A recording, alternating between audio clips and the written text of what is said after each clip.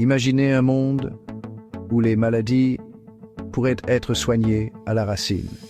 Imaginez un futur où les gènes défectueux ne seraient plus une condamnation à vie. C'est la promesse de la thérapie génique, une approche révolutionnaire de la médecine qui cherche à traiter les maladies en corrigeant les défauts génétiques sous-jacents. C'est un outil incroyablement puissant avec le potentiel de transformer les soins de santé tels que nous les connaissons. Des maladies héréditaires au cancer, la thérapie génique offre de l'espoir à des millions de personnes dans le monde. Ce n'est pas de la science-fiction, cela se passe maintenant.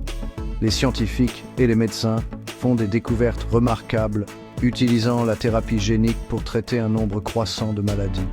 Dans ce monde nouveau et prometteur de la médecine, nous sommes à l'aube de quelque chose de vraiment extraordinaire.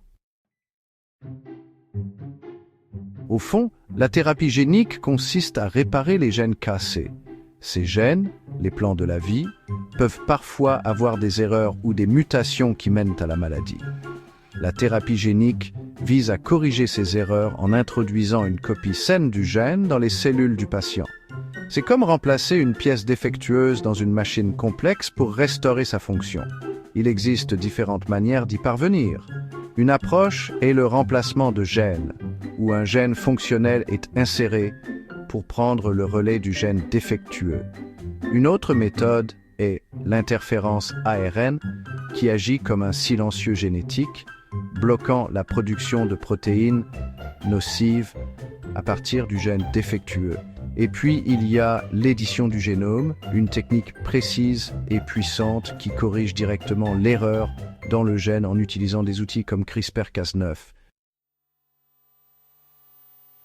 Introduire le gène thérapeutique dans les bonnes cellules est un aspect essentiel de la thérapie génique. Une approche est appelée thérapie in vivo. Dans cette méthode, le gène est encapsulé dans un vecteur, souvent un virus modifié, et injecté directement dans le corps du patient. Le virus, agissant comme un coursier microscopique, transporte le gène jusqu'aux cellules cibles. Une autre méthode est la thérapie ex vivo. Cela implique un processus plus complexe où les cellules sont extraites du corps du patient et modifiées en laboratoire. Le gène thérapeutique est introduit dans ces cellules et une fois modifié avec succès, les cellules sont ensuite transplantées chez le patient. La thérapie génique est extrêmement prometteuse pour le traitement d'un large éventail de maladies. Pour les maladies héréditaires comme la mucoviscidose et l'hémophilie, elle offre la possibilité d'une guérison.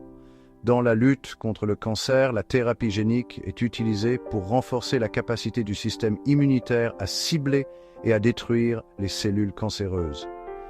Et pour les maladies neurodégénératives comme la maladie de Parkinson, elle offre une lueur d'espoir pour ralentir, voire inverser, la progression de ces affections débilitantes.